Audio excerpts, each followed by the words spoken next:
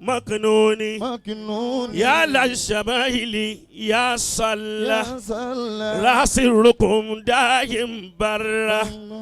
الفوم آسيا بالمفتاح لاسمر وسيدي زيتوني ايتا ما كان جونو بابا نكيب الاشرافي وافنا يا للشمائل وافنا يا للشمائل بوبو amaidi ambarani toje amatumare larubawa umbemnwe idi ambarani mbembe mulana amiru jesi mu awade lati Ìlọrin tí mulana Shehu Sazili kú